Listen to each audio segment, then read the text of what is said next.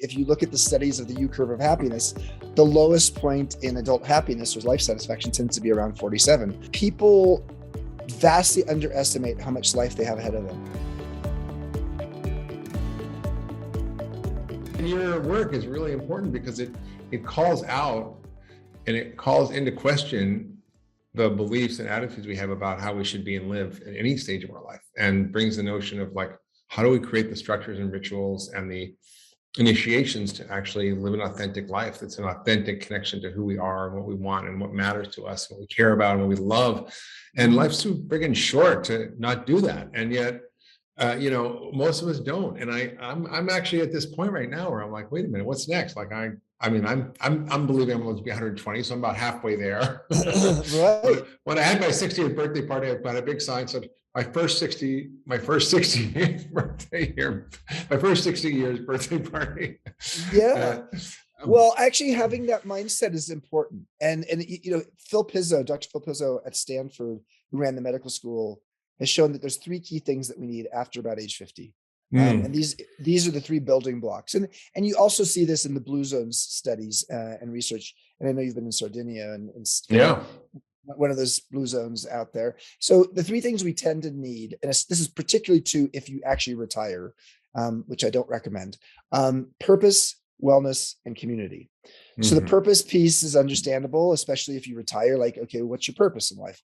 Purpose has this effect on us about, it helps us to understand why we got up this morning and who are we and what's important in our lives and how do we invest our time.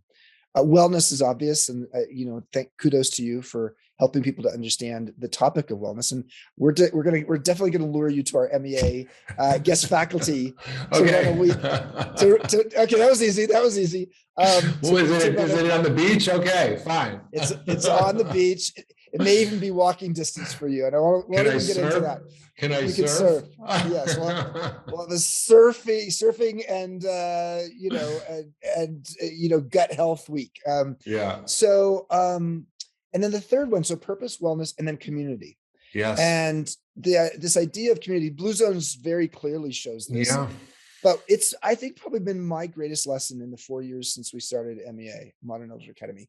And that is that we're thirsty for community. Now that was true pre-COVID, even more so during COVID, but it's not just being in community with a collection of other folks. It's actually having deeper conversations in community, because you could be in community by going to an NFL football game. Community can be many things to many people, but what people are thirsting for more than anything else is the deep and intimate connection with other people. And that's what we curate at MEA, is helping people with a cohort of 20 people for our normal workshops to do that. And then we also have something called sabbatical sessions, which is people coming for extended stays and going through some lighter programming. And it's more of a DIY experience as well. Huh. All right. I like that. I sort of want to move back to a time in your life when you died. It was in 2008, and you had a divine intervention of the heart, where your heart literally stopped after giving a speech on a book tour. You basically flatlined 9 times. So tell us about that experience and being so close to death and what that did to you. How did it change you? How did it make you rethink your life? Wow, what a hello here. I'll get into it. We just don't have any time to waste. Well, first of all, it's an honor to be with you, Mark. And so I was 47 years old, which I have only later found out that if you look at the studies of the U curve of happiness, the lowest point in adult happiness or life satisfaction tends to be around 47. Well, I didn't know that in 2008, and I was going through a very dark time. And weirdly, everything that could go wrong that could go wrong did go wrong, including the fact that I was allergic to an antibiotic and I had a septic leg. And after my speech, I was signing books and I went unconscious. And then when the paramedics showed up, I went flatline, the first of multiple times. Went to the other side, had an NDE experience. And what I will say is that the divine intervention on this was the fact it was sort of like I was a hotelier. It was my wake up call for the hotelier, because I'd been running this company that I'd started when I was 26 years old. I was now 47. And I had 3,500 employees, and I no longer had any creativity or freedom and didn't like it. I was in the Great Recession, running out of cash. So long story short is it woke me up to two things. Number one is I shouldn't be doing this anymore. And so it accelerated my process of figuring out, I'll sell this company for virtually nothing, just to get out of it. And it also woke me up to something that was a seed I planted for later, which is, why is it that we don't have schools, tools, rites of passage, or rituals for people in midlife to understand the stages of life and the transitions of life that tend to be happening in midlife, so that we can do something about this midlife unraveling, as Brene Brown calls it. It's not a crisis. It's just sort of an unraveling that's going on, but none of us have been trained on this. Yeah. I think you sort of reframe it from crisis, right? Midlife crisis to midlife calling. Yeah. Right? What do you mean by that? What I mean by that is, for some, often change doesn't happen in our lives until something up happens. And, it's that health diagnosis. It's getting divorced. It's losing a job. It's having your parents pass away. It's becoming an empty nester. And all of a sudden you and your spouse are looking at each other saying, we don't really know each other. Who are you? Yeah, exactly. So the crisis is often what actually creates the desire and need for change. But wouldn't it be interesting if we could go into this era prepared for the transitions, and instead of it looking at like we have to have the crisis to actually create the change, we say, here, I'm at a crossroads. What is it I want to do? And so often when you do that, you can actually find that there's a calling you had that might have been something from childhood or from early adulthood, something that you've been missing in that you've wanted to do. And now you just need to give yourself the hall pass to go out and do it. And so we see this over again. We've had about 1,500 alumni now from 28 countries come to our MEA programs in Baja and Modern Elder Academy. The Modern Elder Academy, exactly. And what we've found consistently is that people vastly underestimate how much life they have ahead of them. So the average age of the people who come is 54. And if you're going to live till 90, and if you're 54, the chances of you living till 90, especially if you're a woman, are pretty good. They're at least maybe 50-50, almost 50-50. So if you're going to live till 90 and you're 54, you have as much adulthood ahead of you as you have behind you if you start counting adulthood at age 18. Yeah. And it's that kind of math where a 54-year-old says, I want to start doing some things that I wasn't going to do. And how do you move people out of a fixed to a growth mindset so that they start learning Spanish, or they, learn how to do yoga, or they say, man, I'm a lawyer, but I want to be a pastry chef. And truly, it's happened. We've seen it multiple times. So helping people to get comfortable being a beginner again. Yeah. And realizing that you can start something new at 45, 55, 65, 75, 85. And it's that starting something new that actually creates almost a dynamic of that fresh beginner's mind that has huge both psychological and physiological effects. Yeah, it's really true. I think most of us stay fixed in our lives. We, sort of have the expectations, the norms, the beliefs, the notions that our culture gives us about what we should do, how we should live, where we should be, how we should be in relationship, the things that matter. And honestly, they're all constructs. And if you travel to different countries, they're very different. And so we if you go in America, you got to think this is how things are, but it's arbitrary and it's an artifact of our culture. And it may not even be something that is really that fulfilling for most people. And yet it's like the Truman Show. We don't know we're in it. Well, or the Matrix, or so for you, Chip, this was very personal, and your work now is really an outgrowth of your own shift when you were 47 or whatever it was. Tell us more about what changed for you besides selling your company. What was the reinvention and the insights that you had, and what happened after that?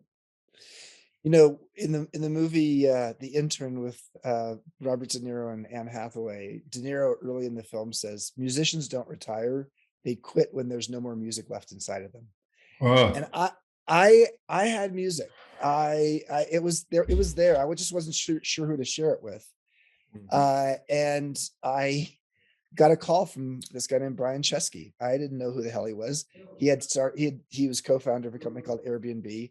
I didn't know much about Airbnb, even though I was in the hotel business. This was 9 years ago. And he said, well, I'm looking for an in-house mentor to help us democratize hospitality. And I didn't know much about what they were doing. And so I started spending time with them, and I came to realize that I was going to become a mentern. A mentern is someone who's a mentor and an intern at the same time. And that's what I was. I joined the company almost 9 years ago, and I was head of global hospitality and strategy and Brian's mentor. But I had never worked in a tech company, and I was 52 years old. And so I had to learn the tech business and all the lingo and it was wonderful. So a few months into it, Joe Gebbia, one of the other co-founders, said to me, Chip, you're our modern elder. And I said, Joe, I'm not a modern elder, because I thought he meant modern elderly. Yeah. What he said is, Chip, wait. What I mean is elderly is a bad word, and elder is actually a word of honoring. That's right. So he said, a modern elder, Chip, is as curious as they are wise, because the curiosity opens up possibilities and the wisdom distills down what's essential. And he said, that's what you do for us. I was like, okay, I'll sign up for that. And that's how the term modern elder came about. But yeah, I was 52 in a company full of, average age is 26. Yeah. So yeah, elder is a relative term. It doesn't speak to an exact age. Elderly is more like an exact age. It's the last 5 or 10 years of your life. But elder is a relative term. You could be a 35-year-old, playing baseball for the LA Dodgers, and you're probably an elder as the 35-year-old, amongst a bunch of pro athletes. Or in the software development business, same thing. So long story short is I embraced that, and I spent 4 years full-time helping the 3 founders and the leadership team steer the rocket ship. Because it was a rocket ship, we were growing really quickly. And then I spent the last 5 years as a strategic advisor, during which time I started writing my book. And I had a Baja aha on the beach, going for a run on the beach. My epiphany was, why don't we have midlife wisdom schools where people can just sort of cultivate and harvest their wisdom and repurpose it? And so I call that same seed, different soil. Same seed, different soil, which means you have to get clear on the seed of what you have to offer the world.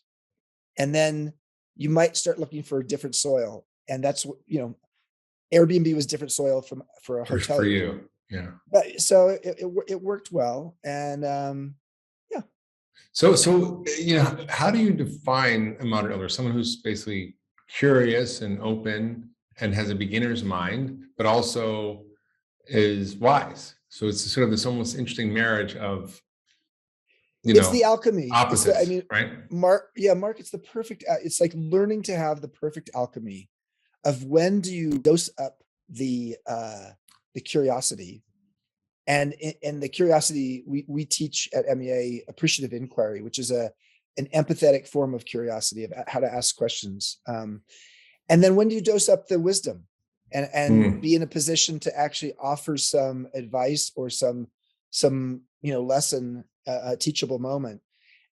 So it's that right alchemy of both. And so a modern elder is somebody who has an unvarnished insight and is open to sharing it, but often leads with questions and leads with empathetic curiosity, and has an insatiable desire to learn.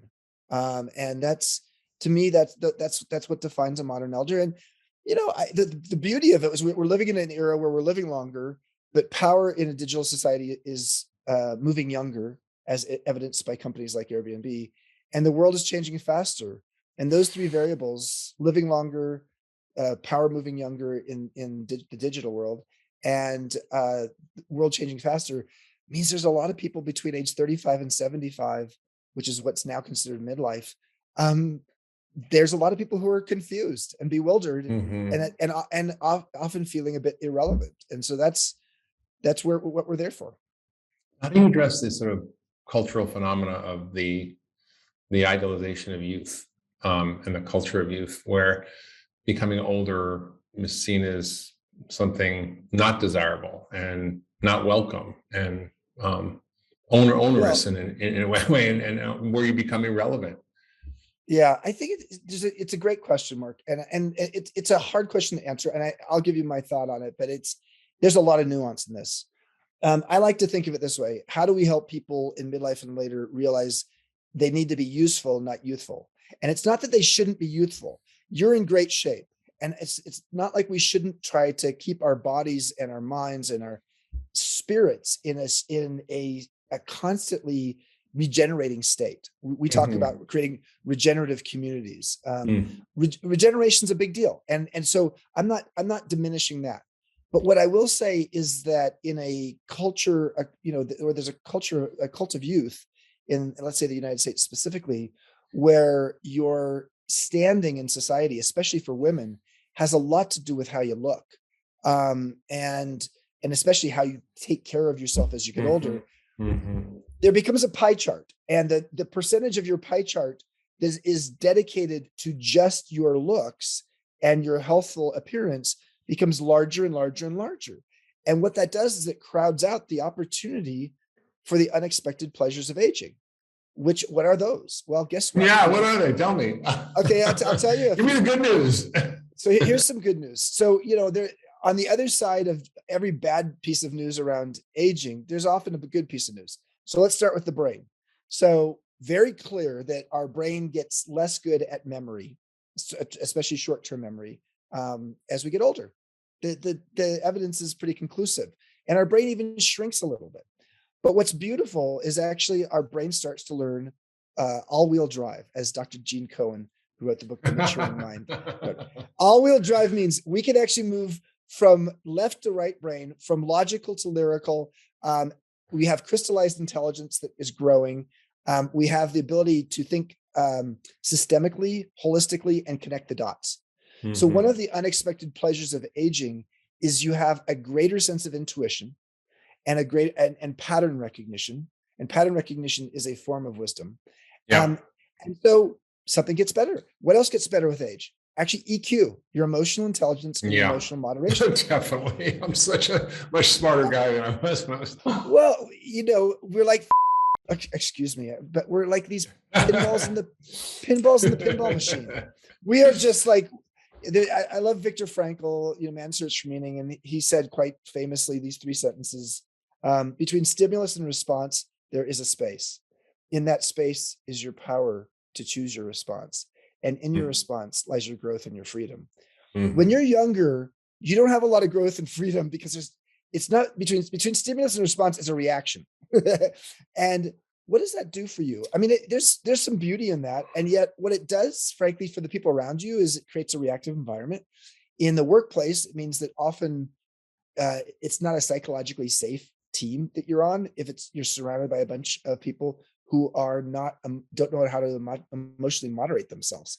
So, and psychological safety is the number one variable for effective teams in the US or in the world, according to Google, in the study they did called Project Aristotle. So long story short is our emotional moderation, our EQ, our ability to be wise and think systemically, and the U curve of happiness, which I started with at the start of this conversation. The U curve of happiness research shows that from about age 23 to about age 47, our level of life satisfaction declines. And then we hit bottom between 45 and 50. Your mileage may vary. And then it gets better. And your people in their 50s are happier than 40s, 60s happier than 50s, 70s happier than 60s. So I found that true for me. Yeah, for sure. And why, Mark? Why do you think you've been happier? Just think I've figured more out about how to live in a way that is more in integrity and alignment with who I am and what I want, what matters, rather than living according to beliefs or ideas of what I should be doing or my responsibilities, obligations, and to-dos. And it's like inviting in the questions of how to show up more in integrity and alignment with what matters. As opposed to fulfilling on other ideas of society or that I had, or beliefs that I had about what I should do or shouldn't do, or what's okay or not okay. I'm sort of really challenging some of those underlying assumptions and beliefs. So you reevaluate, all of that is true. And we get to reevaluate our script for success. What at MEA, we call our success script. and how we define it, what it means, whose script is it? Did we write it, the script for ourselves, or did someone else write it for us? We do something called the Great Midlife Edit. You learn how to discern what no longer serves you. One of the things that Carl Jung and Richard Rohr, the Christian mystic, who lives not too far from where I am right here in Santa Fe. He's become a good friend. In fact, I get to see him tomorrow. What they both have talked about is that. Oh yeah, I just read his book, Falling Up. Oh, that's a great book, Falling Upward. Falling Upward. Falling Upward. It's about the same thing, really. Really is. It's an anthem for what we do. And that's why he's become a good friend, because it's about actually realizing that the first half of your life, the operating system that we work with is our ego, and that's fine. And it serves a purpose. And then it's around midlife that we have an operating system change, and we move from the ego to the soul. And we do not have language or rituals or any kind of education to help people to understand this. And it is when you make the shift that you start to realize that the kinds of things that motivated you in the past may not motivate you as much anymore. And but you've got to get conscious about this and intentional about it. Otherwise, you're just sort of like living in a new world that you're not even aware of what's going on. As one of my friends said, she said, just when I got comfortable in my own skin in my 50s, it started to sag. And and what I said to her is, you know what, if you had to choose, you can work on the sagging. There's things you can do, but the process of actually getting comfortable in your own skin is so much more valuable. And because it really does lead to that kind of life satisfaction you're talking about. Well, what you said, Chip, was so hit me like a laser, which was, we're changing our operating system from our ego to our soul. And within that, there's a lot to unpack. How do you do that? What does that mean? What does it look like? How do we rethink what we want? I know for myself, I don't care about getting another New York Times bestseller. What I care about is, how well am I loving the people in my life? How many sunsets have I watched? How many times have I just been still and just been in nature and let it enter me? How much can I be kind to people, and just simple things that are way more important to me than any kind of material or success or public recognition. Those are really less important to me. And it's really more now about just service and love and being present and not missing anything, not missing life. I feel like I missed a lot of life in the service of my ego. And I think my soul is calling me to re-inhabit that landscape of soul. And that's my entire focus right now. Which is really, and it doesn't mean I don't do my normal work. It just means I do it differently, and I feel. It's different. part And of the I'm also reason. questioning what's next. It's part of the reason that you're enjoying both working and playing. On the road. You're in Europe right now, and it's part of the reason that I think we'll be seeing more of you in Mexico. There's an element of learning how to become untethered. In fact, there's a Michael Singer's book, The Untethered Soul. So how do you untether yourself from what has been the scaffolding for your life? And so what we help people to see is we help them to take down the scaffolding in a safe crucible with 20 other people, and to recognize that they can re-architect their life. There's a famous Mary Catherine Bateson wrote a book called Composing a Life, and then further compose. It's a beautiful book. A beautiful book. Yeah, it is. And she talks about the midlife atrium. And so I want to give you this quick metaphor because I think it's actually an appropriate one for people to understand. So she says, what we've thought of in society is that our extra longevity that we are earning, which, it's, obviously COVID, and let's recognize that longevity in the United States is very much a socioeconomic demographic issue as well, because, very big differences between different demographics. But overall, the longevity trend has been quite clear. She says that the way we look at it is as if we've added an extra bedroom or two to the back of our house. So in other words, if we have an extra 10 or 20 years compared to our grandparents, it means that we just have more years being older. And her premise is that that's just not true. It's not, you're not getting an extra bedroom or two on the back of the house. You're actually getting a midlife atrium.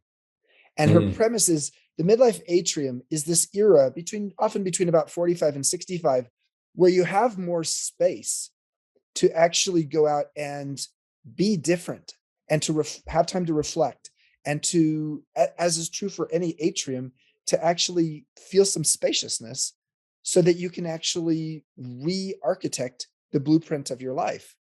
And so I like to think that it's one of the metaphors we use at MEA to help people to understand, hey, you're an architect of your life here for this week. We may need to do some reconstruction, but the process of doing Bruce that, falling in over here.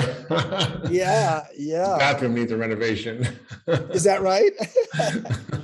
Well, once you recognize that you have the ability to see it and then make changes to it, and then be part of a supportive community moving forward around it, it's miraculous what kind of transformation you can architect in your life.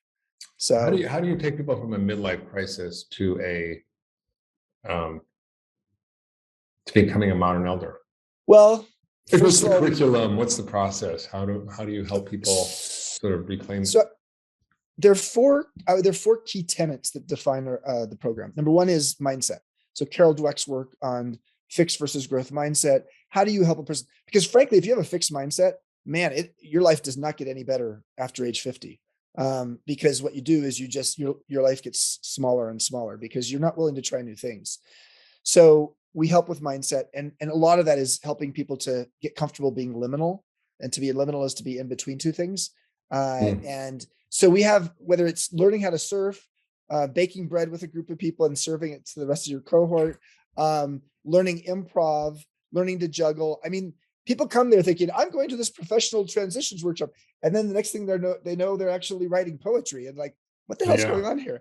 But it's basically taking them in the back door to helping them to realize they can become a beginner again. So number one's mindset. Number two is transition.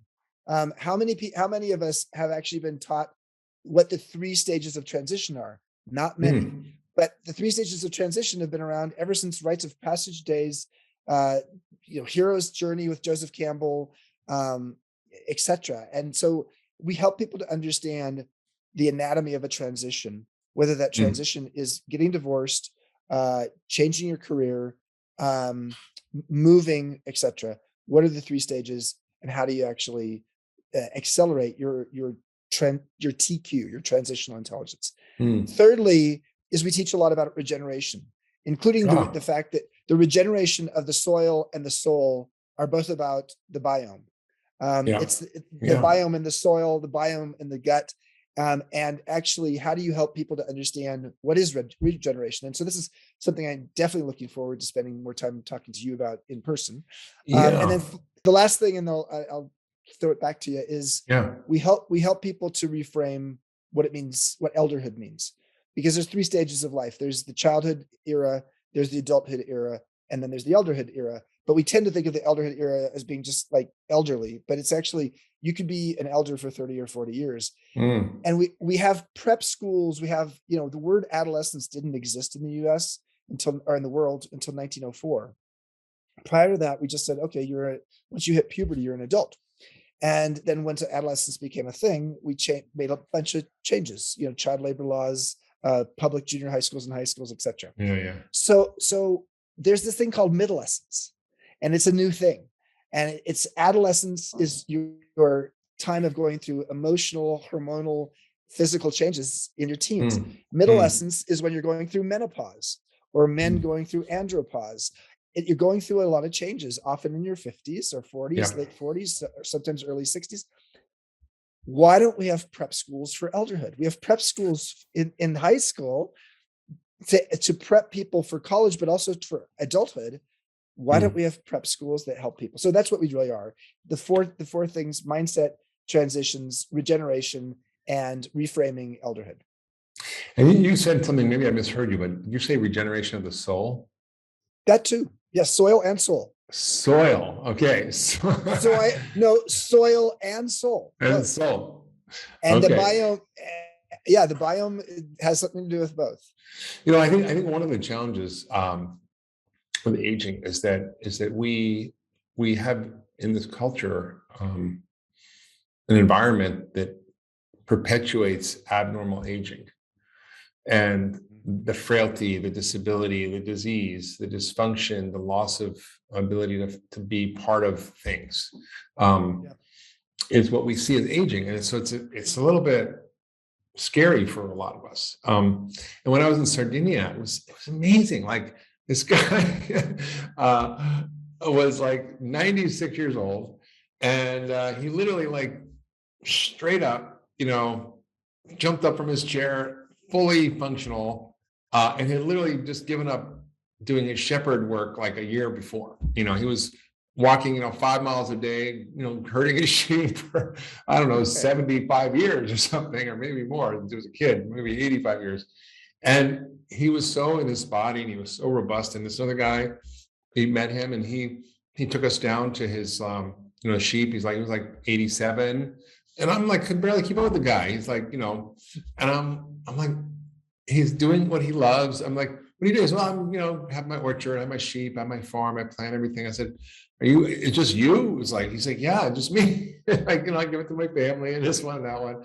And it was like, serious physical well-being that they had. And they ate an incredible diet and they had this longevity. And I think that, one of the things that I've noticed is that our beliefs about aging are pretty cultural here. And for me, what is it? What is that Dylan Thomas saying? The rage against the dying of the light.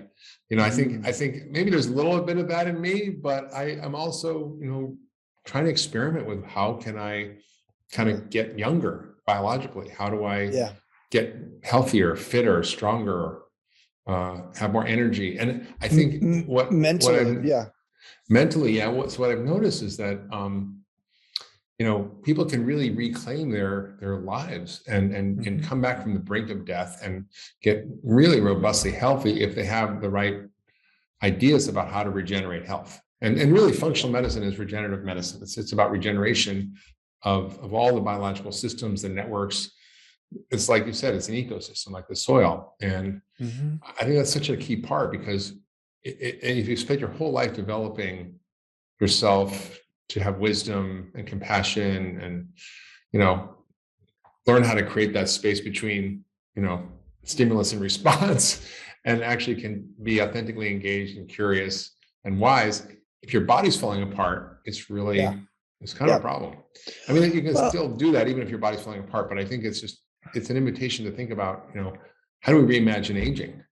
Not just from a psychological point of view, but from a physical point of view as well. We talk about not growing old, but growing whole. And growing whole speaks to what you're just saying. If you're compassionate and wise and all this, but you're not focusing on your body, then you're not integrated. And to be able to be integrated is about growing whole. And I think one of the biggest travesties that we had, and I understand why it happened, and there was logic and it made sense, is that retirement became so pervasive. And it happened in the 30s. It happened because we had a depression. It happened because people were working 40 years, backbreaking work, and in their 60s couldn't do it anymore. And there's no social security or pensions. All of that's good, but studies have shown that when you retire, you accelerate your mortality by 2 years, which is shocking because you'd think the opposite. You have more space, wouldn't you? No, but actually, because you lose your purpose, your wellness, and your community, you actually accelerate your process toward death. So I think what you heard and what you've seen in Sardinia is exactly that. When people have this sense that they do something they love, they can do it as long as they want. And they actually, one of the things that Socrates supposedly said this long ago, and someone else said it to me as a mentor, the meaning of your life is to find your gift. The purpose of your life is to give it away. Yeah. And for many people who are older and are doing things they love, they want to give it away. What I mean by that is they really want to share that learning, share that wisdom with others. And that's another key part of our program is to help people to understand what is the gift? What is the gift that they have actually, and if they don't know it yet, here's some steps that you can take to help understand what it is. And then once you know what it is, how Yeah. can you give it away? So That's so beautiful. Yeah. When I was in Sardinia, I interviewed all these centenarians and near centenarians, and like, asked them, what would they advise people to live a happy life? And it was just interesting to hear all the answers and the wisdom. And it was really beautiful. Like, it was just like, wow, there's so much there. And we just sort of, we've lost that. And just what are all the treasures that are locked away in nursing homes? yeah, well, we created our own version of apartheid, age apartheid. We created Sun City and Rossmore Leisure World, and you had these people. You basically, let's stockhouse all of our old people in these age segregated places. And yeah, I don't think that's the future of. We're creating regenerative communities now, not retirement communities. That's one of the MEA's things. I love that. And it's all about intergenerational as well. So I love that. Do you want to know my secret for living a long and happy and healthy life? Well, all I have to do is check out my weekly newsletter, Mark's Picks, where I share my favorite tips for health, longevity, well-being, and lots more. Check it out, and the link below. Before we go, I want to ask you about your vision for the future, because MEA, the Midlife, the Modern Elder Academy, is maybe the first like wisdom school for midlife. But I think you're thinking of it much bigger than that. So can you talk a little bit about what your vision is for what you're creating? Well, two things. Number one is we're dedicated to long life learning, not just lifelong learning. So long life learning is how do you create a life that is as deep and meaningful as it is long? And how do you understand the stages of life in midlife and beyond? Our goal is to be a catalyst so that we are helping to disrupt the retirement community world and create regenerative communities. How do we disrupt the higher education world, which, Clay Christensen, who coined the term disruptive innovation, said five years ago before he passed away, he said that 50% of the colleges and universities in the US will be closed in the next 10 to 15 years. So why don't we take some of those campuses, those gorgeous liberal arts campuses that are closing, and turn them into midlife wisdom schools. So a person goes for a 1-year program in their 40s or 50s or 60s, and they're there to basically do a gap year. So I guess overall, we want to be a catalyst for new thinking. I was one of the first boutique hoteliers in the US. I was an early person at Airbnb. So I like disrupting things. In this case, I want to disrupt education and where you live in community after, in the latter half of your adulthood. I love the idea of like, where people don't go just to play golf, but to actually grow and learn and develop and, live, your living room faces a farm, not a fairway. I mean, come on. That's great. Well, I'm going to see you in Mexico. I'm creating that regenerative community farm. I just love that vision. I think it's really what we're all longing for. And I think, being in community was a lot of what the elderly talked about, was the importance of family and friends. And Anarita, who is this 91-year-old woman I talked to there, I said, well, what's your advice? She said, well, we just lost our time to just be with each other and to talk and to have conversations and tell stories and just share life together. And she was right. I mean, it's really one of the modern scourges. And if you look at the data, the number one killer isn't obesity or cigarettes or lack of exercise. It's loneliness. Yeah. And what you're talking about is really the antidote to loneliness is actually learning how to become part of a regenerative world where you're included. Isn't it interesting that the word illness starts with the letter I, and the word wellness starts with we. And so we believe in social wellness. Wellness is not just about what you do personally, physically. It's the social wellness in terms of who you surround yourself with. Right. There's a tremendous amount of science, by the way, around this. There's even a whole field called sociogenomics, which is how our social connections and networks influence our biology in real time. Literally, if we have an authentic, deep, intimate conversation, Chip, I will change your genes, you will change my genes. Wow. Right? And we will turn on all the anti-inflammatory genes, all the repair genes. If we're fighting and having this conflict, we're going to turn on all the genes that cause inflammation and degrade our health. So wow, it's not that's just amazing. like an abstract philosophical thing. It's like the Tao of biology, I call it, instead of the Tao of physics. That's great. Wow, I didn't know great. that. Thank you. If you love that last video, you're going to love the next one. Check it out here. Getting quality, sufficient sleep on a regular basis is without question the foundation of mental and health and probably physical health as well. You already knew. No, I know. I mean, So- listen, this is so huge. This is such a huge idea.